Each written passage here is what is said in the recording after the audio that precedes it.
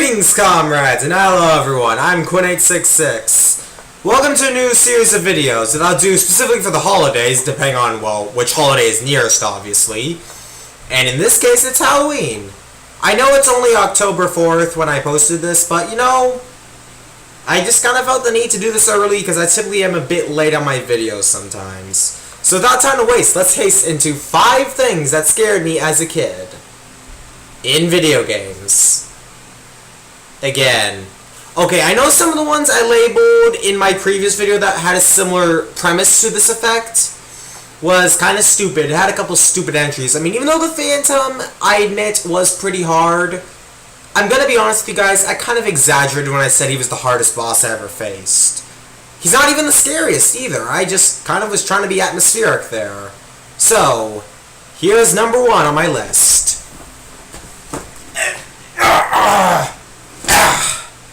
Yes, this is an entire thing of PlayStation games I own. Let me just... yeah. So yeah.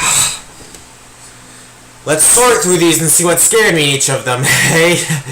Oh boy, this is gonna take a long time. And just a quick side note, I'm not gonna be giving any footage of the games themselves, because most of the time I feel like that makes me describe it too much. So, I'll just say what I personally experienced, to give this more of a personal view than a fact-based view.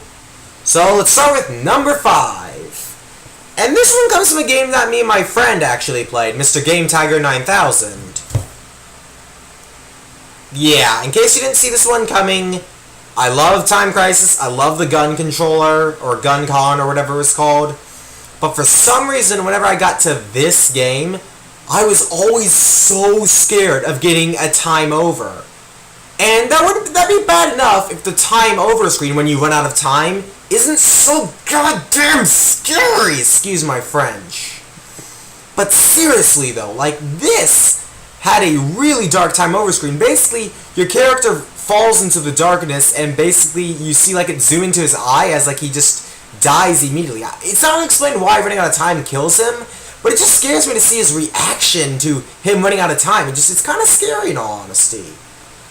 But the only thing that really gave me this problem in the first place was the time I first played this game. And I had a revive on me, which actually revives you when you get low on health or you die. So I thought, hey, if I run out of time, I'll choose the revive and that'll fix everything. Well, no, the game saw through that one. Because apparently if you try to revive when you use the time over, it don't work. Revives only work when you run out of health, not out of time. So that sucked. Nonetheless, though, Dino Stalker is still a pretty good game, and pretty underrated, too, if I may say so myself. It's funny, you know, now that I think about it, why didn't Dino Crisis get a 3rd game? I mean, technically in, like, Europe or Japan, this was the 3rd Dino Crisis. But in the US, we don't have a 3rd Dino Crisis, so that's weird. Huh. Anyways, let's move on. This next one goes to the guy I did Getting Over It with, Mr. Chris Bonomo. And if you're thinking I'm going to be pulling out the old Monster Rock card on Spider-Man for the PS1, well, no, actually. In fact, this one we're still going to find on the PS1, but not in the original Spider-Man, but in Enter Electro. Now, for those of you wondering, what is possibly scary in Enter Electro? Well, I have a rebuttal to that. Even if Monster Rock might be scarier, he's not actually a fight. He's a chase. You don't have to fight him. And when I have to fight something I think I can't win, that's scarier than running away, in my opinion, when you have to fight. And that is present within the Lizard boss fight. Now, I know it sounds completely ridiculous, but believe me, the music in that fight is terrifying. The Lizard is invulnerable unless you use the VAT on him. And you can accidentally fail the minigame, which makes it so you can't get VATs at all, meaning you have to die. And the Lizard is brutal when he kills. Like, he throws you, he bites you, oh my god, it's just brutal to see Spider-Man get wrecked by the Lizard. But the good news is that I knew what I was doing and I never failed that minigame, except one time out of pure curiosity. So yeah, I basically just beat the Lizard.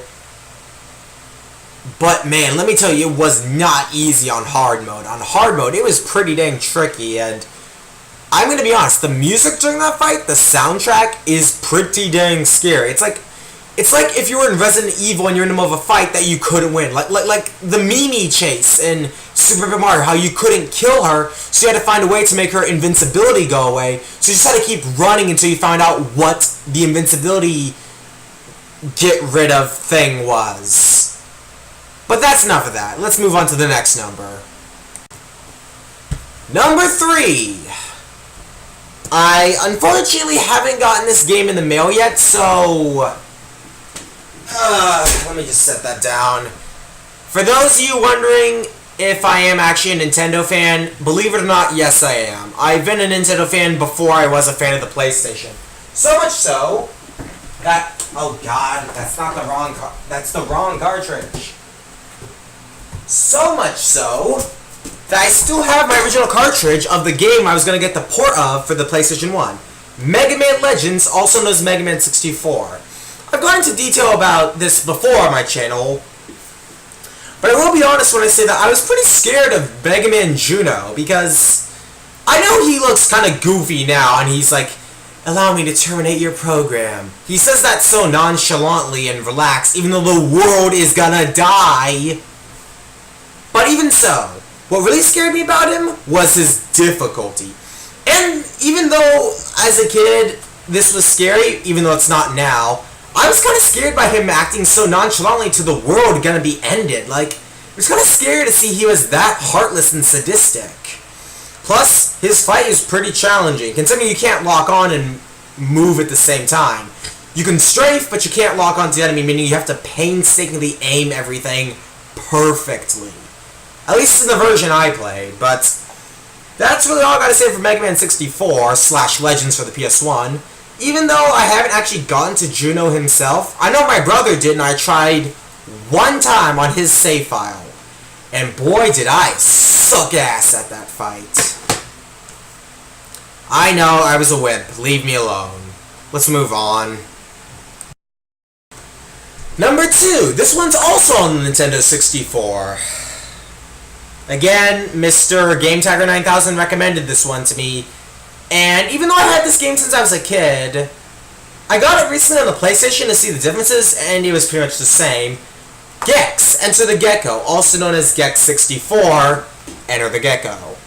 It's very hard to see it. I know it's the little black text right. God, wrong direction. There. Sorry, my camera is mirrored is why for some reason. Well, anyways, what really scared me about Gex64 was not even the final boss, not Mecha Rez, not any of the spooky levels. It was Mushu Pork, believe it or not. The second boss fight. I don't know what it was about him, and he still kind of creeps me out today. Like, he's so weird.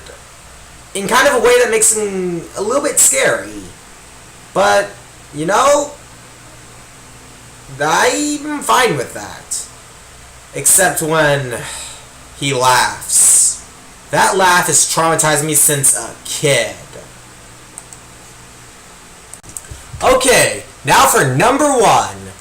The one that I think most people probably couldn't guess, believe it or not. Even though I never said at the beginning of this video, or any time in this video except for now, that I think no one will get this. Out of all the PlayStation 2 games I own, guess which one scared me the most. You can guess God of War, World Series of Poker, Jimmy Neutron, Theme Park Roller Coaster, Rayman 2 Revolution, Enter the Matrix, Matrix Path of Neo, Capcom Classics Collection, Kingdom Hearts 1 and 2, Kingdom Hearts 1 and Kingdom Hearts 2, Bully, Twisted Metal Black, Time Crisis 2, Time Crisis 3, Dino Stalker, Spy Hunter, RPG Maker 3, Final Fantasy X, Cabela's Alaskan Adventure, Thrillville, Piglet's Big Game, Disney's The Haunted Mansion, Strike Force Bowling, Pro Bass Fishing Challenge, that one's obviously not going to be scary, Spider-Man 3, Pac-Man World 2, Resident Evil 4, that one is not it either, I must say, James Bond, 007, Agent Under Fire, SpongeBob Lights Camera Pants, Battle for Bikini Bottom, Indiana Jones Ever Soon, Lord of the Rings, Fellowship of the Ring, Simpsons Road Rage, Hitman 2, Crash Twinsanity, Endgame, Dirge of Cerberus, Final Fantasy VII, Wallace and Gromit, Project Zoo, Reach Into Memories, Kingdom Hearts, SpongeBob Revenge of the Flying Dutchman, SpongeBob Future from the Krusty Krab, Ultimate Spider-Man, and Fantastic Four. Of all those, guess which one scared me? Go on, yes, you can say whatever you like. And I'm guessing you didn't guess it was the Winnie the Pooh game, Piglet's Big Game. Okay, before you hit that dislike button, if you've never heard of this game, look it up for yourself and just tell me that the animation isn't terrifying.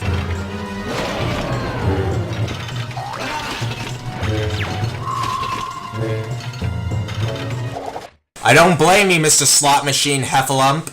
I'd rather turn into a flask if I saw that too.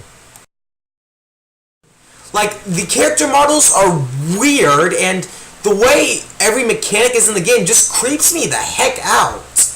Even the final level where you fight the final boss, in quotation marks, because Winnie the Pooh obviously doesn't have a fighting, combat system or whatever.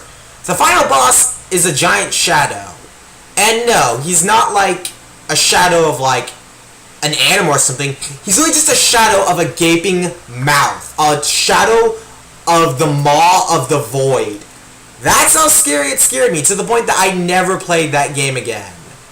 I probably never will, because it still kind of creeps me out today to say that Piglet's Big Game for the PS2 is a nightmare. I don't know why, guys. It just creeped me the hell out as a kid. And even a bit now, actually. The animations still scare me, and the final boss is kind of intimidating because of the atmosphere. But the game mechanics are understandable now, considering I actually understand Winnie the Pooh now. I was such a dingus back then. But even so, why don't you let me know in the comments what scared you in video games as a kid? And if you had anything, or hadn't had anything, let me know in the comments below, and I'll respond, I assure you. And I will not make fun of any of your opinions. I will not make fun of any of your opinions. And if I laugh, it's because I can relate. It's kind of like a nervous laugh, like if I'm like, oh, ha ha ha, you're scared of Mario 64's piano or whatever. I'm saying that because I can relate to that. Not because I'm trying to make fun of you or laugh at you. Anyways, I'm Quint866. Have a good one.